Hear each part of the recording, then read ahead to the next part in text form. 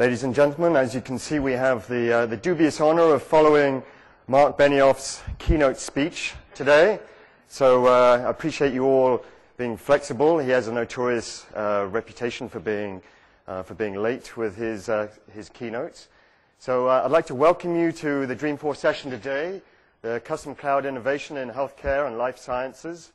My name is Simon Church. I'm a Customer Success Manager with Salesforce. And we have three speakers who I will be introducing in a few moments. So our infamous safe harbor statement. I'd like you all to just put down your BlackBerries now and spend the next 5 minutes digesting all the information in this slide. Thank you. All right, only kidding. Let's move on. This is on our website in case you're interested in reading more about it. So our agenda, well, actually, first of all, let's get a sense of our audience here today. How many are on the technology side, so building, developing applications? Hands up. Okay, a good portion.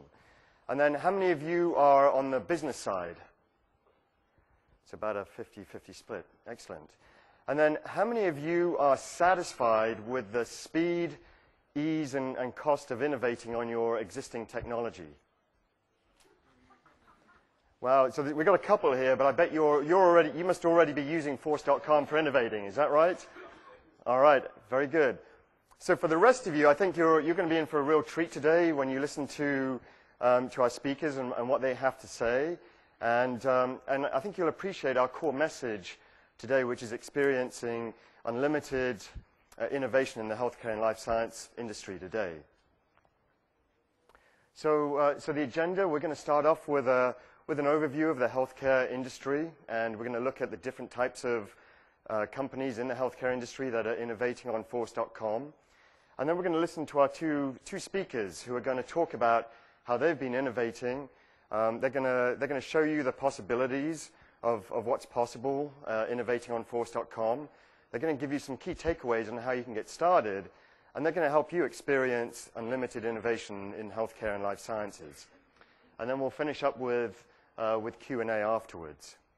So let's get this started. So I'd like to introduce Dave King. He's been with Salesforce for 2 years.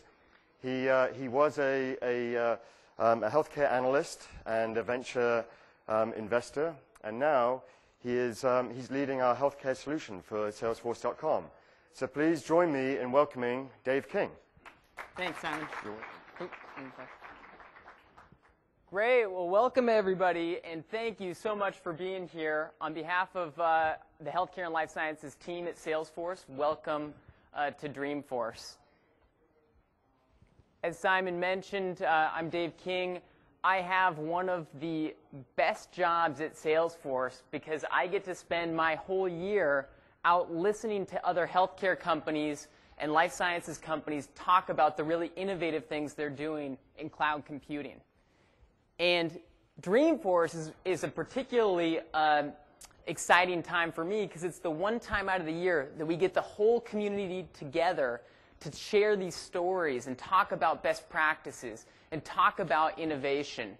So this is the largest healthcare and life sciences cloud computing community, and we thank you for being a part of that. When we talk about healthcare and life sciences, we have companies that are represented from all aspects of the industry, from the healthcare side, health plans and providers, to the life sciences side with biopharma, medical devices, and of course all the value chains in between. So can I get a show of hands of who here would consider themselves representing a healthcare organization? Health plans, healthcare providers, fantastic. Now, how about the life sciences side? Great. So a very good mix of both organizations or both industries, probably from the very smallest end of the spectrum, small startup companies, all the way up to the very largest. And we have a fantastic program planned for you over the next 3 days with content that's specific for the industry. Because we know that in healthcare and life sciences, our businesses are a little bit different. We don't necessarily sell in some cases, or if we provide service, we provide it in a highly regulated environment. And so this community is really, in this program that we have, is going to talk about some of those specific things that are unique about the industry. Now, one of the things that I love about the community is that at the end of the day, whether we're a healthcare provider or a biopharma company, we really all have the same objective, which is to drive efficiency, to drive innovation, and ultimately deliver better care. I think we all come from mission-based organizations where that is the goal. And so over the next several days, I encourage you to share your story, how you're innovating, how you're using the application, and also to take advantage of all the resources here in this community and ultimately deliver better care to patients. Real briefly, before we start with our content today, I want to highlight this great program that we have over the next couple of days. We have 5 sessions focused on the unique needs of healthcare and life sciences. Over 30 customer heroes that are going to be telling their story about their organization. Later on this afternoon, we have one on delivering service in healthcare. A lot of people think that's an oxymoron. 4 of our customer heroes are going to contend that it's not. Tomorrow, we have a great session on no more paper, how to move manual processes to the cloud. You know, in healthcare and life sciences, we're very good at saving lives, not so good at saving trees. This is going to be a great session on how to move those processes to the cloud. And on Friday, we have a double header, talking about managing by the metrics, how to measure those things that have been historically very difficult to measure in healthcare and life sciences. And we're going to conclude with how to maximize influence with physicians. Always a hot topic. But I also want to say that we have 30 or so customer hero speakers. We have over 1,000 customers that are here just attending the show. And I want to make sure that you know that you are not you're not just an attendee, you're an active participant. And so I encourage you to join the various programs that we have, including the Healthcare and Life Sciences lunch tomorrow.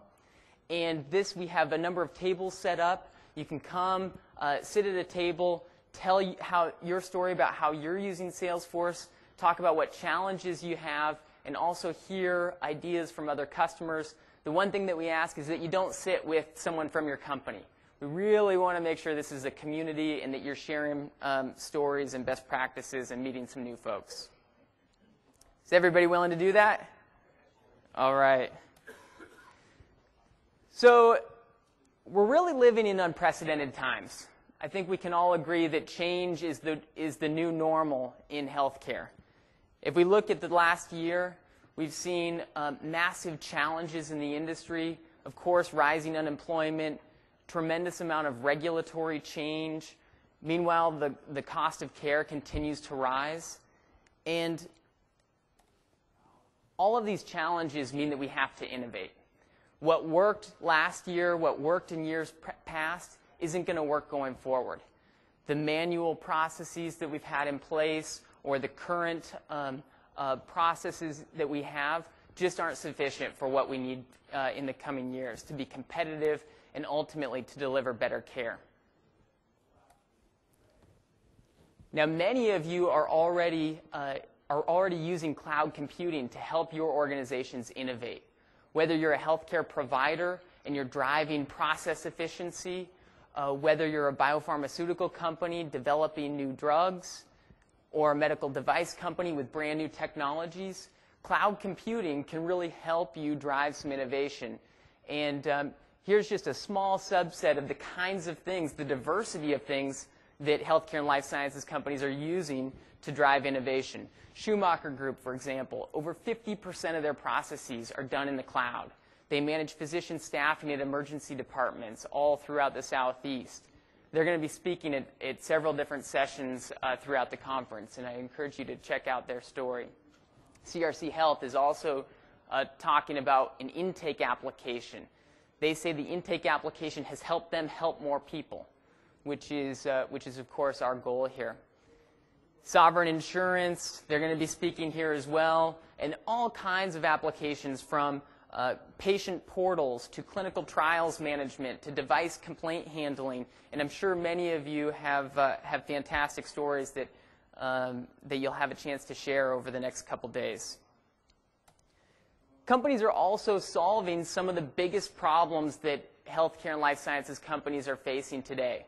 When you think of the pharmaceutical industry, you hear a lot about patent expirations and generic competition. Companies like Novartis, who are going to be speaking this afternoon, have built custom loyalty applications on the platform to help them create a better connection with their patients and be able to offer them a loyalty program and experience and incentives. On the healthcare side of the business, we hear a ton about paper-based medical records and the problems that that's creating, lower quality of care, inefficiency, high cost. We have customers and partners alike who are using Force.com, using cloud computing to move those into the cloud. So Family Services Agency, they're going to be speaking tomorrow.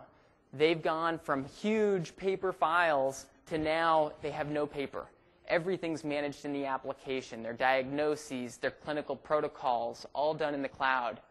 We also have partners like Sasio, who's presenting out in the expo. They've built an electronic health record system on Force.com.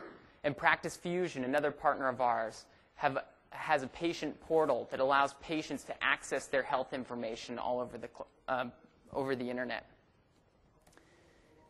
But today's session is all about innovation within your company. And we have two fantastic customer speakers who are real visionaries and have really innovated within their organization using cloud computing. They come from very different industries.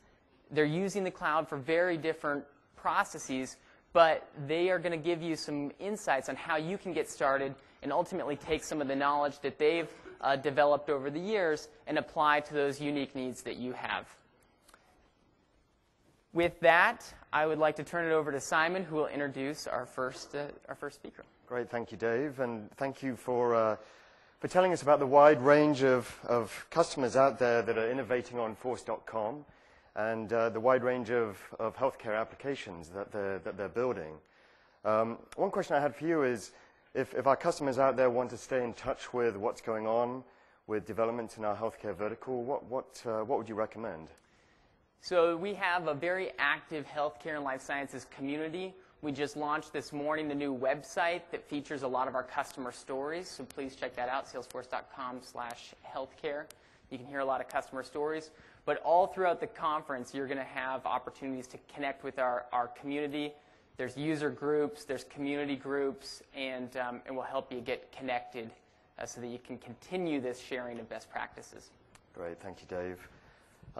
So I'd like to introduce the first of our customer speakers today, and it's Chris O'Connor from Genentech.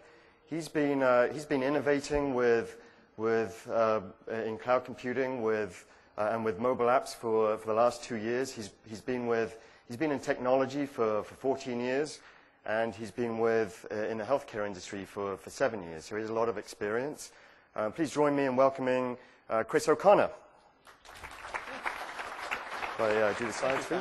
Sure, thank you. Hello, everyone. Thank you, Simon, for that introduction. So I was happy to see that there was a good mix of techies and business folks.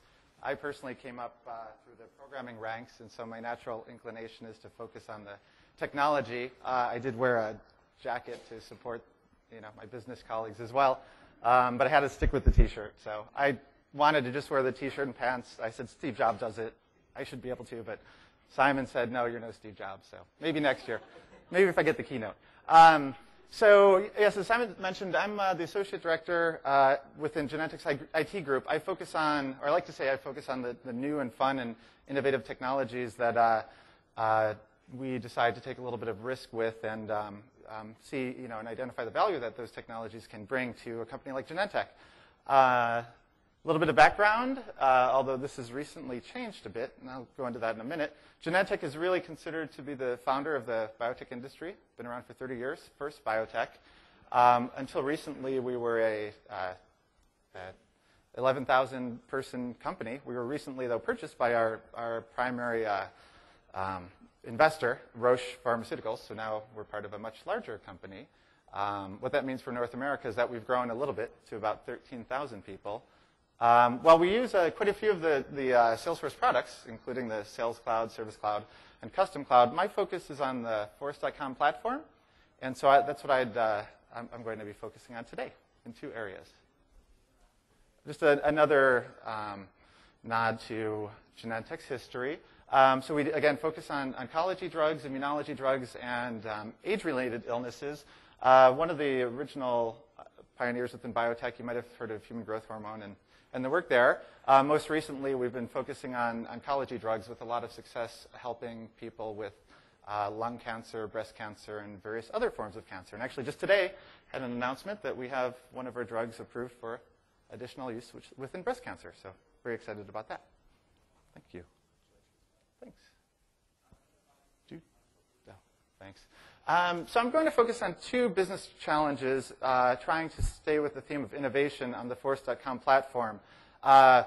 Being a geek, I have a demo to show you, and we'll see how that goes. I've put up some screenshots, so if the live demo doesn't work, we'll be able to at least discuss what we did. But really, I'm focusing on innovation in 2 areas. The first is with what I consider our power users, our very important people within Genentech. Those are scientists. I think within any industry, you have those folks whose time is really invaluable. And in Genentech's case, if we take our researchers away from their research, we're potentially not bringing medications to bear, solving critical unmet needs like oncology drugs. It's also further complicated, right, within pharma because we're a pretty heavily regulated industry. And regulations mean a lot of documents and policies and processes and workflow, which is sort of the antithesis of what I would say scientific creativity and innovation. There's no better way to really irritate one of our researchers than tell them they have to go through ream after ream of Word documents and also then use SAP to submit their something form. Sorry, not to badmouth SAP or anything. A couple of other themes that IT is definitely focusing on. We're not an IT company. We don't, develop software as a product, so we want to make sure that we're minimizing the amount of investment and that we're always able to provide services very quickly. And then we're also, within our other business units, constantly exploring and trying to evolve or improve the way that we're doing business to be more efficient so that we can give time and money back to our research group. And one of the examples I'm going to go over is an attempt to innovate around our sales model or our sales channel. Thank you. So walking through the workflow theme, the first area where Force.com has really been invaluable is it's given us the capability of providing and creating very simple business process and workflow applications that aren't sexy, aren't glamorous, but again, get our researchers back to the work that they have to do. I've personally written 4 of these within my life within Genentech, but innumerable systems to order mice, to order reagents, to notify people that we're having some biologically sensitive material on site, things like fun applications if you slip and fall and break your leg, that all require that you go to our intranet or fill out a form, process a document, and then get back to work. Unfortunately, until we standardized on the Force.com platform, we found that we had to basically train our folks, our employees, and our scientists in how to use each and every one of those unique systems, which took them away from their productive time. Sorry, one funny example that I had on the previous slide. We had a system to change a light bulb, right? Of course, it's a request system, right? You have to go out, log in, and tell our maintenance team that your light bulb is out. You'd think that would be relatively painless. There are all those jokes. How many people does it take to change a light bulb? Well, since we are a regulated industry, we decided to use the same system to report light bulb outages that we use to report the state of our tanks or our manufacturing processes, all standardized on a large ERP system. As a consequence, we told our researchers, hey, if you have a problem with your light bulb, please take these 45 minutes of training. Please have your manager approve you for grant you access to the system, and then please walk through 16 or 17 screens. So that's been the main area that we focused on Force.com for these workflow apps. Just a series of fairly straightforward, simple applications that require a variety of levels of approval. No training required. Really happy to say that we've hit that goal or mandate of letting scientists get in, do their work, and get back out, and has really been very successful. One other comment, from an IT perspective, the development cost has been wonderful. The cycle time in getting those solutions out there has dropped from like 8 weeks down to about 2 weeks for some of these systems. So I've definitely appreciated that. The second example I wanted to go over, and this is the brief demo that I'd love to walk you through, is an example of innovation within our what we call our commercial group, but our sales and marketing group. So typically, Genentech ships products through third parties. We go through folks like McKesson or other distributors, or sometimes direct to specialty shops. Oftentimes, that doesn't put the drug in the hands of our physicians as quickly as we would like, and also creates some supply chain management questions, concerns. So we had an interesting idea that our IT group was asked to support. Hey, why don't we try actually building what I call an e-commerce site, e-commerce experience on top of our traditional supply chain systems, SAP, and allow physicians to come in and order one of our products directly. That was something that we didn't know if it would succeed or not, and so we didn't want to put in a whole lot of money and investment into infrastructure and going full bore with e-commerce. We already had our physician information in Salesforce, and so we said, hey, let's try the Force.com platform. We ended up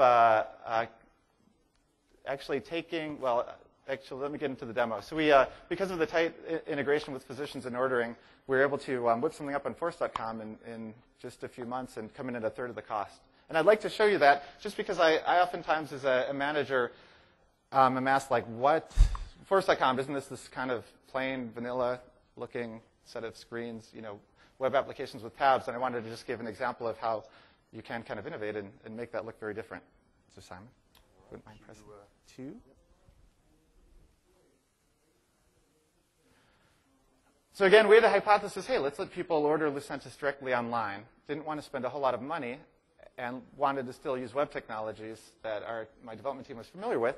Basically build an e-commerce site on top of SAP, which is our existing supply chain inventory and order management system, and allow people to go through, allow our physicians to go through the Force.com framework to order our products. This may be the part where the demo either succeeds spectacularly or not so spectacularly.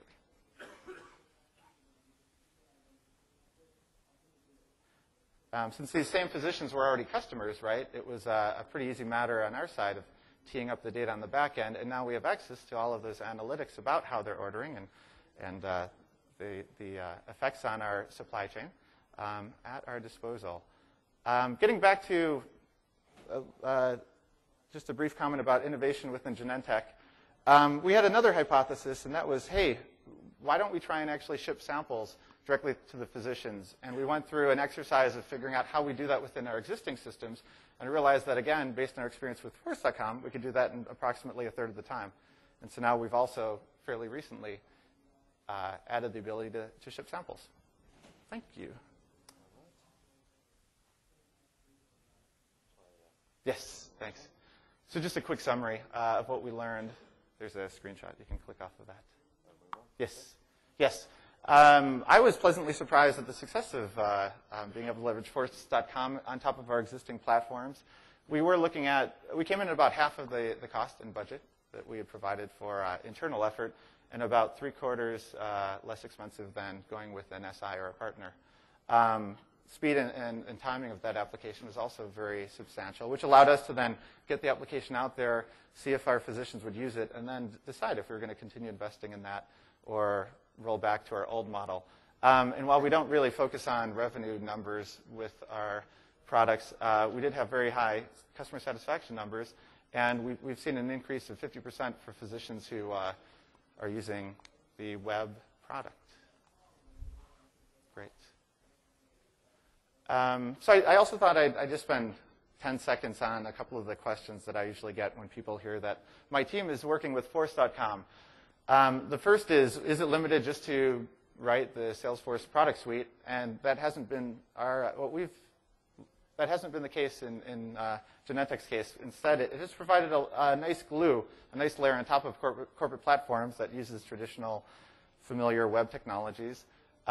We have definitely seen the advantages of speed and scalability around the cloud. So again, we're able to spin up solutions and offer advantages to our physicians very quickly without heavy infrastructure spend.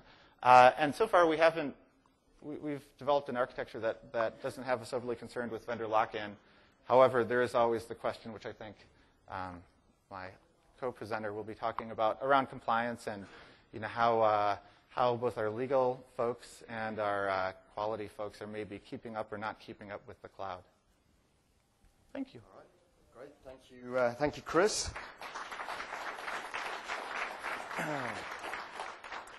Thank you for sharing your success with that wide range of applications you've been working on, from mouse tracking to revolutionizing your drug sales process through the portal.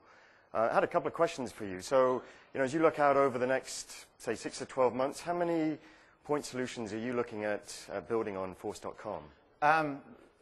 So I did mention that, but we're using Force.com pretty much across all of our business units within HR, within manufacturing, within our sales and marketing team, and within research. Right now we have approximately 10, and we're going to at least double that. Now that we've been acquired and we're part of a larger company, a lot of our attention is spent in bringing our systems together, and we also see it playing a solid role there too. Great. And then, so you have this mouse tracking application. Can we expect to see Mouse Force on the App Exchange at some point? It might be a niche product, but potentially, yes. Oh, good. Well, I look forward to seeing that. Thank you. So I'd like to introduce our second customer speaker. It's Pamela Bowen from Crescent Healthcare, and Pamela she's the CIO of Crescent Healthcare, and she's been in that role for the last 14 months. She's been involved with technology for 17 years. And she's been involved in the healthcare industry for the last 9 years, so she has a lot of experience. Please join me in welcoming Pamela Bowen. Thank you. Am I live? I have a tendency to speak softly, so can you hear me in the back? Thumbs up. All right, great. So let me tell you a little bit about Crescent Healthcare. We are a premier infusion company. Ouch. I'll speak softly, I guess. Speak up. I just spoke up. Okay. Is everybody awake? We have 600 employees. Our sales are between 135 to 140 million. We're privately held, so of course I have to give a variance. Our geography is the United States. We have over 4,000 patients, and we use the Sales Cloud and the Custom Cloud. So what is it that we really do? We provide intravenous medications and nutritional products to patients in their home or in alternate settings that can be safely administered outside of the hospital. So what our goal is to provide the right location, either the home or an alternative treatment center, the right drug, and the right course of therapy, and we believe that by doing that, we get appropriate and cost-effective patient care. Next slide, please. So I want to focus a little bit on our patient-to-payment process because I'm going to talk about our intake module for our mini ERP system. If you look at that, does anybody use SAP or a different ERP? Okay, so if I take out patient and I put patient order and then I substitute payment for cash, what process have I just defined? Order to cash. That's right. That's right. Now, this is the slide that's going to make the clinicians go, because I didn't talk about a patient, right? The fact is that we have patients involved in every single step of the way. We accept and we register a patient, right? Just like you would take an order. We enter and verify the order, correct? You do this with order to cash. Then we schedule nursing visits. You're not going to do that with order to cash. That's where the clinician comes in. We compound and we confirm that order. All right, we have a little more complicated process for fulfilling that order because we have a clinician involved in that process. Then we ship that order and we confirm that delivery. It's the same thing, right? It's the same thing. And then we deliver those services via clinician, and we close that order, and we invoice that order in the form of a claim, right? And we accept the cash either through a payer's payment or a patient payment. So I want everybody to start thinking in healthcare that there are best practices in other industries that we can use to optimize our processes. Okay?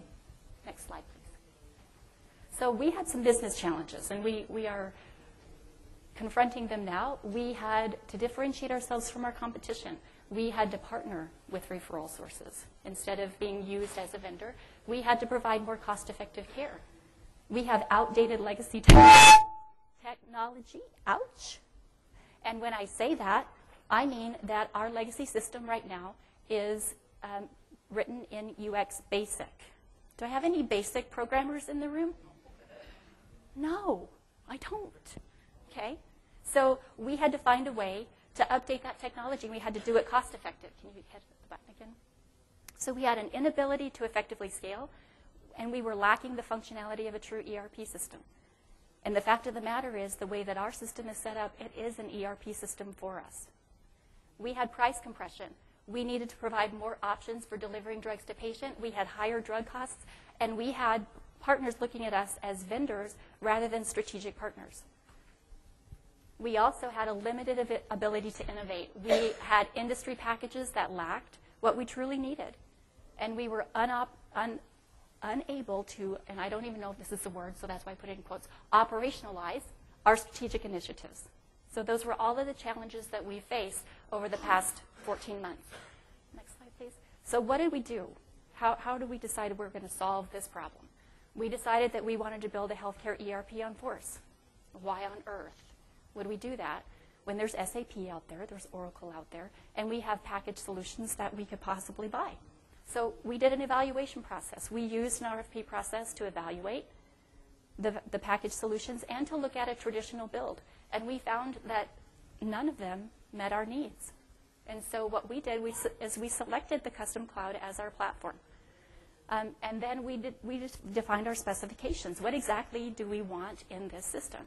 Why would we do this? What can we gain out of doing this? We have detailed use cases. We have technical specs. And our integration strategy connects our legacy ERP to the cloud. And then we've defined an agile development methodology through a phased deployment, and we actually have a marketing brand called Race to the Cloud. And that's how we're formulating adoption.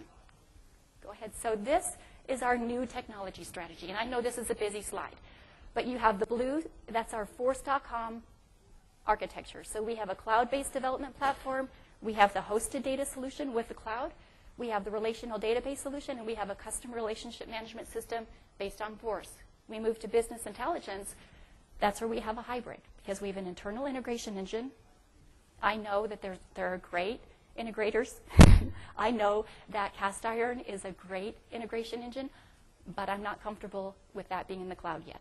So that's on-premise. We have an internal data warehouse solution, and we have a Force.com client-facing portal. That's our goal, okay? And then we have enterprise systems, which is our Force.com pharmacy management system, which is our ERP. We have an on-premise financial system, and we have web-based support systems right now, which are internet, intranet, which will be moving to Force, scheduling, which will also be moving to Force in the near future. So our healthcare ERP, what are our phase 1 modules? Ideas, outcomes, and intake. And then we have patient care management, nursing management, and pharmacy. The difference between the black and the white text is that those 3 are what we are currently working on. The next 3 are what we will be implementing by first quarter of next year.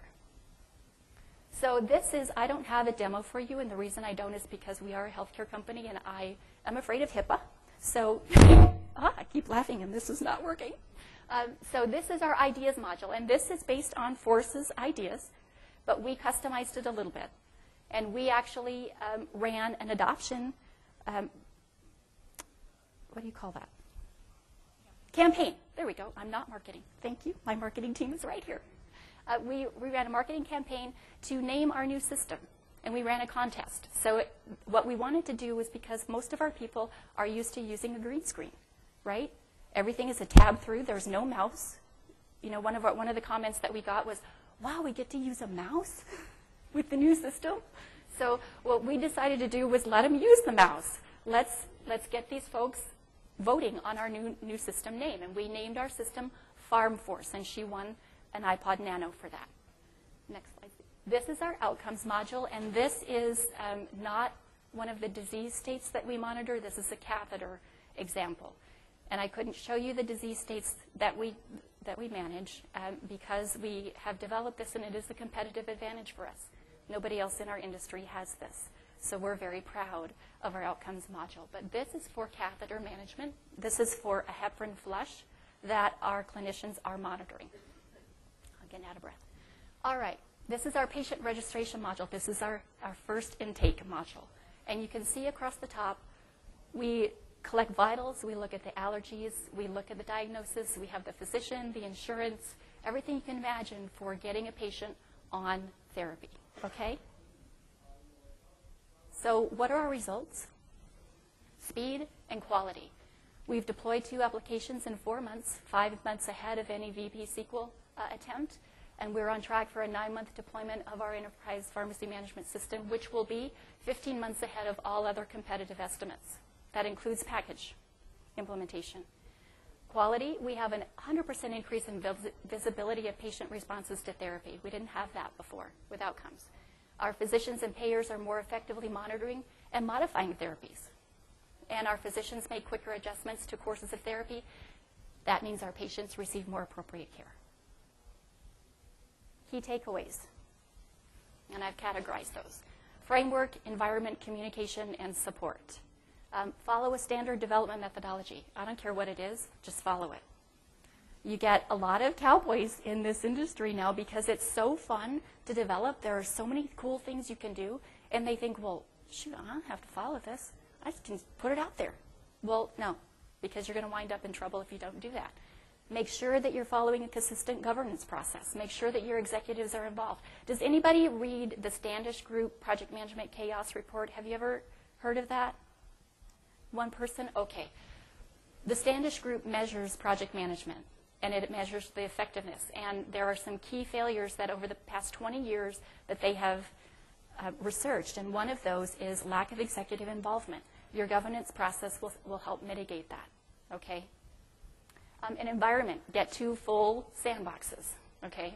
So I'm telling you this because my trusty dusty account executive has been so helpful that he had the customer order form right here, and I got to sign it today. All right? You need 2 full sandboxes. I know it costs more money, but the only way that you're going to be able to create solid test environments is to have those sandboxes. You develop to and you adhere to a change management process.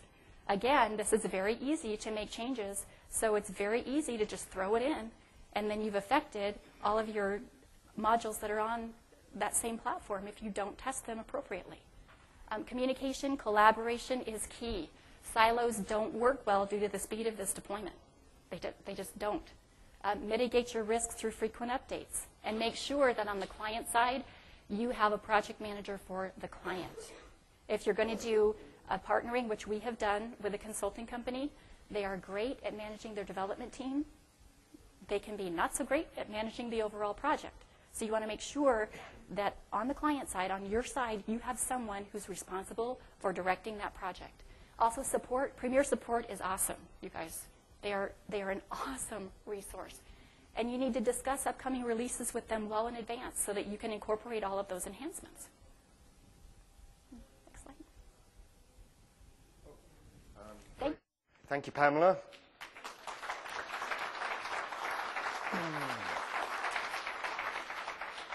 Thank you for that fantastic story about developing an ERP system on Force.com. I think that was an amazing story, really inspiring, and thank you.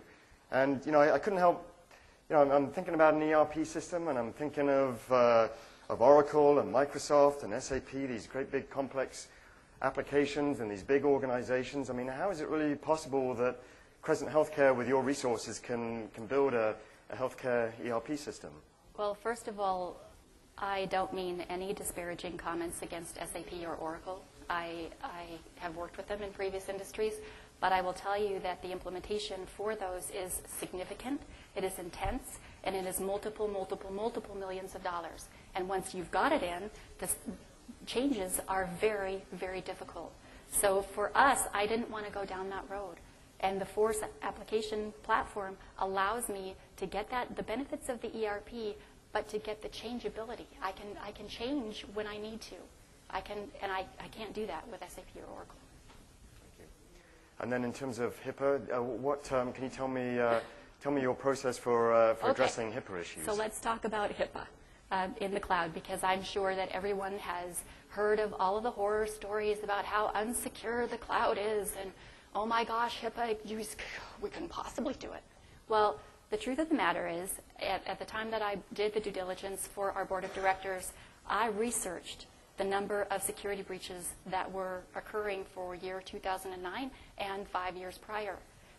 All of them for 2009, only 1 out of 144 security breaches was cloud-based. So what that tells me, as a mid-sized business that cannot afford the $500 million that Salesforce has put into their security platform, that tells me I'm actually safer in the cloud. So from my perspective, my argument to HIPAA is I'm keeping my patient information confidential. I'm keeping my patient information in the United States through the type of agreement that I have with Salesforce, and I'm making sure that I use encryption and Salesforce uses encryption. Any applications that I'm connecting through the Force application, we use Crystal reports through SAP Business Objects, and they do not have any persistent data. So that's in the agreement. They don't keep any persistent data. Okay, I've now met all of the HIPAA regulations. You have to do the risk assessment. You have to do your due diligence. But I will tell you from the research that I've done, I'm sorry, we are safer in the cloud as a mid-sized business. Great, thank you, Pamela. Ladies and gentlemen, let's give a big hand to our 3 speakers here.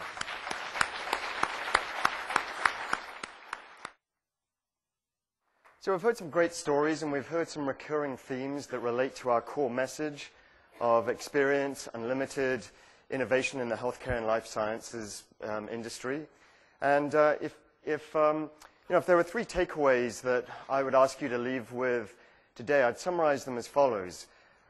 Number 1, we've seen from all of our speakers today that there's a large number, there's healthcare companies of all types that are innovating on Force.com. We have pharma, we have health plans, we have health providers, we have life science companies, medical device companies, the whole range. Secondly, we've seen what a wide range of applications can be built on Force.com too in the healthcare and life sciences. So we've seen from the mouse tracking to the e-commerce portal to the ERP system from Crescent Healthcare. And then the third message that we've heard as a recurring theme is that it's been quick, it's been easy, and it's been inexpensive to develop on Force.com in the healthcare and life science industry. So at this point, we have about 15 minutes left. I think I really need to speak to Mark Benioff, because clearly we know how to finish a presentation a lot sooner than he does. But we have 15 minutes left to ask some questions. Before we do that, I'd like you to, I believe there are surveys on each of your chairs or at the back. So please take a moment to fill those out. Is that right? Do we have them? Do you have them all on your chairs? All right. Well, I'm glad you were paying attention. Just testing. So the survey is all online. thinking of last year. So please fill those out. We would really appreciate your feedback on this session. But let's open it up to our speakers with some questions. Who's got the first question? To the lady over here. Do we have? Oh, to the mic. Would you like to come up?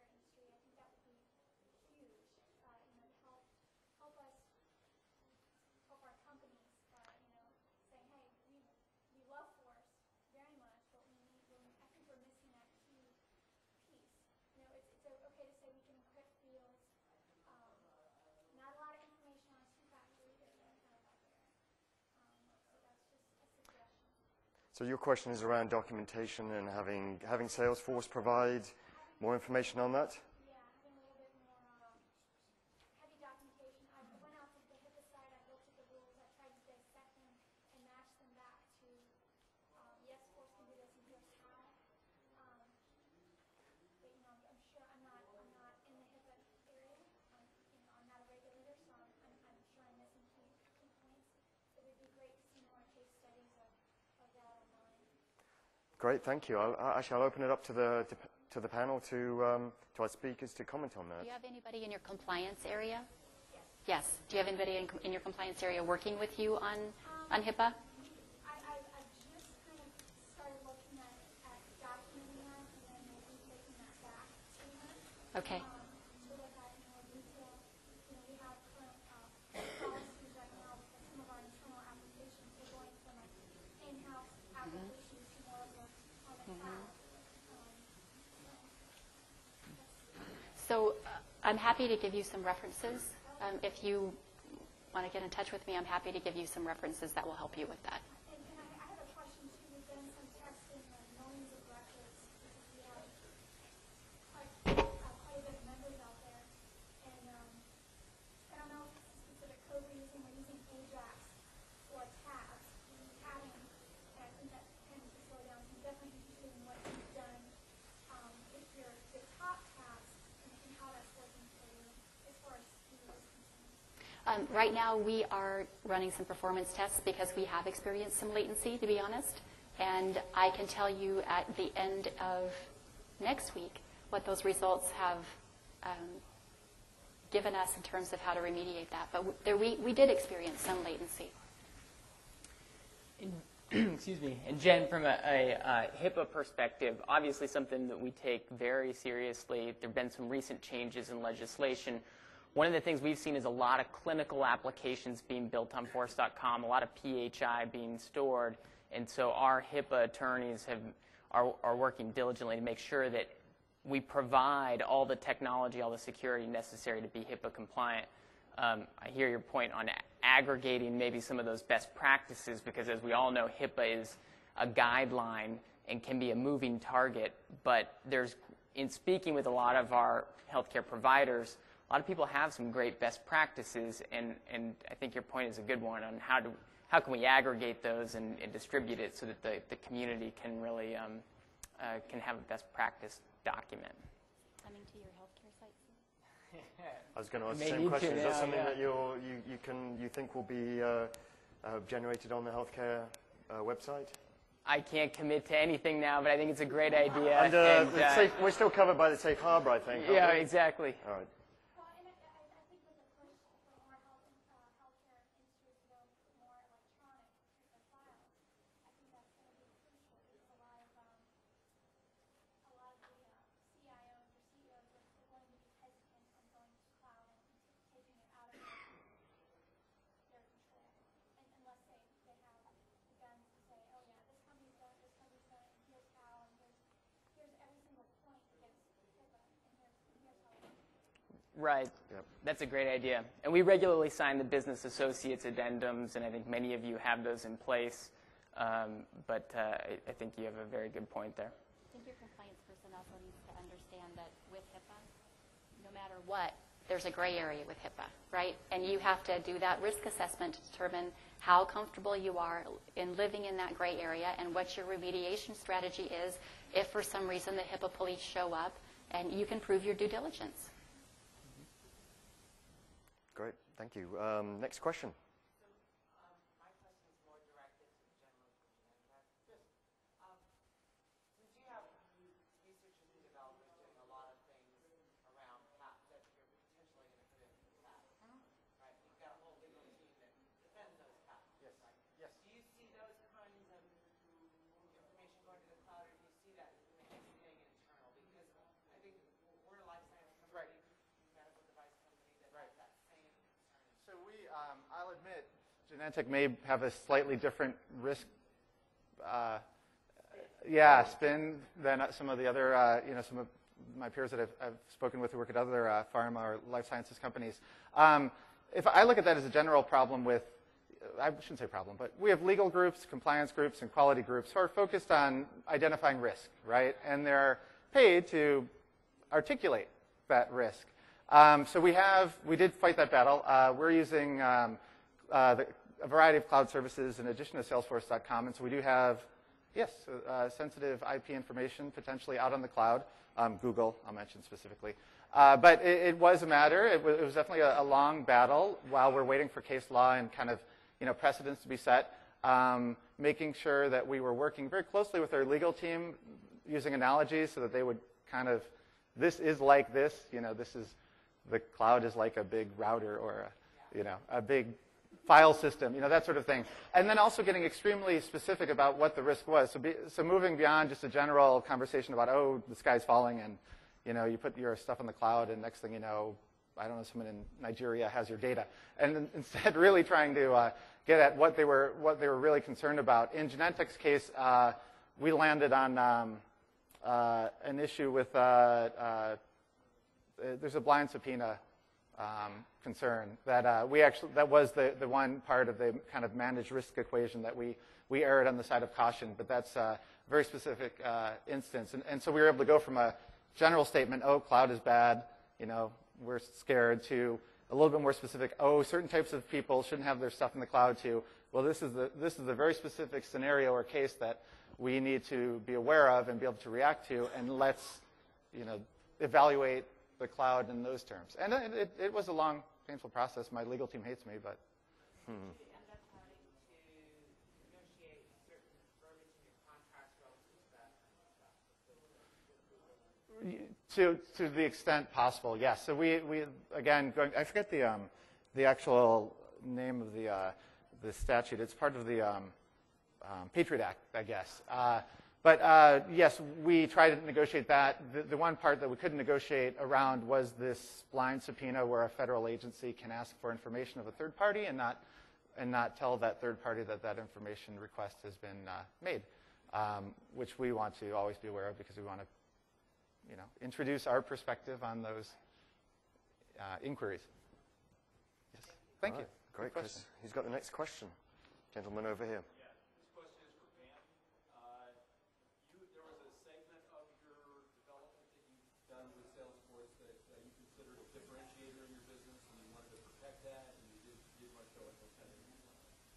Did you and your organization consciously decide to do that, or did you have you considered doing an app of that that could be marketed and it could be a source of income elsewhere?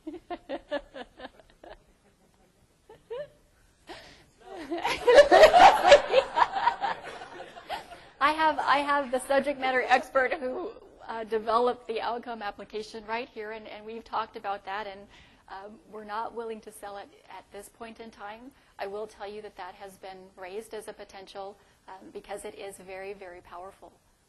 The physicians really are. It is under evaluation. Yeah, Yes. We have an application that we think would also be good. We're thinking marketed. Okay. What you're putting into the evaluation of code. Okay. Just wanted to add that Dave, Pamela, and Chris will be around for about 10 minutes after the session. So if you don't get your question answered now, then stay around afterwards. Or if you're shy. I'm sorry? If you're shy. That's right. Who has the next question? Just going back to the earlier comment about two-form authentication, is there any information related to that, or is there something on that that is working right now, one of your partners or customers?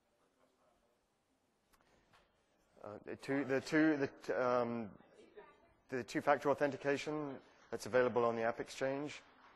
I'm asking, is there any integration with RSA or stuff like we have the token key set? The question was about two-factor authentication and where can you find more information about that. Certainly not from me. I'm a healthcare guy and life sciences guy only. In our campground, that we have the security team that's there that can point you to what solutions are out there. So check with the security team. Yeah, that'd be a great resource. I can also just generally state in Genentech's case, we pass people first through our own security layer before kind of trusting their access to Salesforce. Do you guys have an SSO? Yes. Yes, correct. Do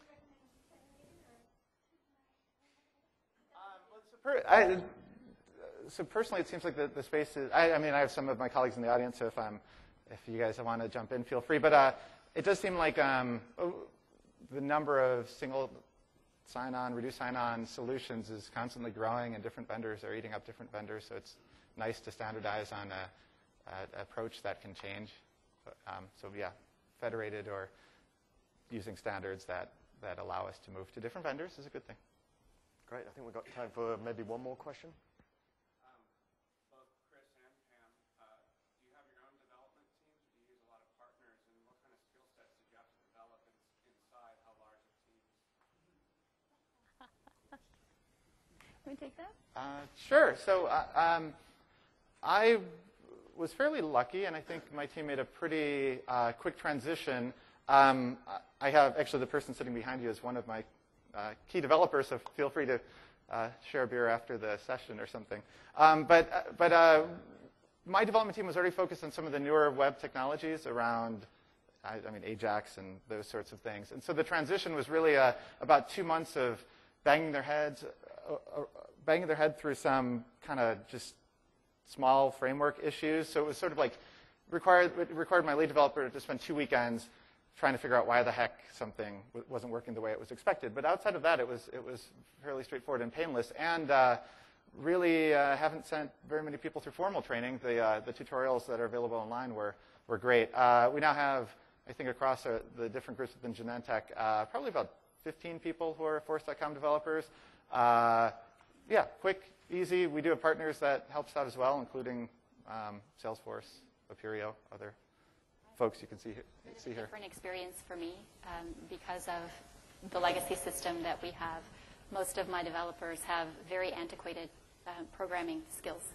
And by antiquated, I mean I can't find another UX basic programmer, all right? So what I had to do is send them through formal training.